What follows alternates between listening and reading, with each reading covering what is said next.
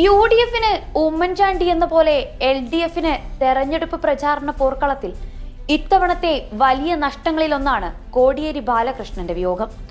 അർബുദബാധിതനായ അദ്ദേഹം 2022 ഒക്ടോബർ 1 ഈ ലോകത്തോട് എന്നേക്കുമായി വിട പറഞ്ഞത്.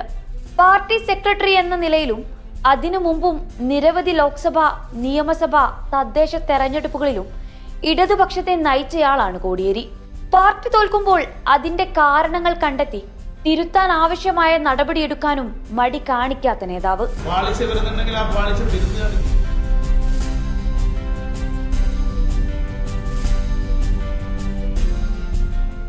2019 പാർലമെന്റ് തെരഞ്ഞെടുപ്പിൽ ഇടതുപക്ഷത്തെ നയിക്കാൻ മുഖ്യമന്ത്രി പിണറായി വിജയനോടൊപ്പം തോളോട് തോൾ ചേർന്ന് നിന്നെങ്കിലും ശബരിമല സ്ത്രീ പ്രവേശനവുമായി ബന്ധപ്പെട്ട പ്രക്ഷോഭവും രാഹുൽ ഗാന്ധി കേരളത്തിൽ വന്ന് മത്സരിച്ചതും ന്യൂനപക്ഷങ്ങൾ ഒന്നടങ്കം UDFനൊപ്പം നിന്നതുമെല്ലാം പാർട്ടിയെ വലിയ പരാജയത്തിലേക്കാണ് കൊണ്ടെത്തിച്ചത്.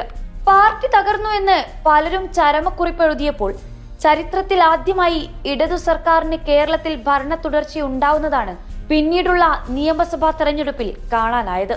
കോടിയേരി എന്ന ഉശിരൻ നേതാവിലെ നേതൃഗുണവും സംഘാടന പാടവവും ഈ നേട്ടത്തിനു പിന്നിലെ ചാലകശക്തിയാണെന്ന് തന്നെ പറയാം.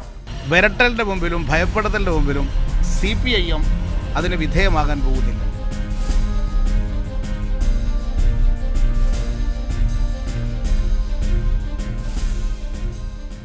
ഒരേ സമയം കരുത്തനും സൗമ്യനുമായ കോടിയേരിയുടെ അസാന്നിധ്യം തെരഞ്ഞെടുപ്പ് പോർക്കളത്തിൽ CPMനും ഇടതുപക്ഷത്തിനും ഇത്തവണ വലിയൊരു വിടവ് തന്നെയായിരിക്കും.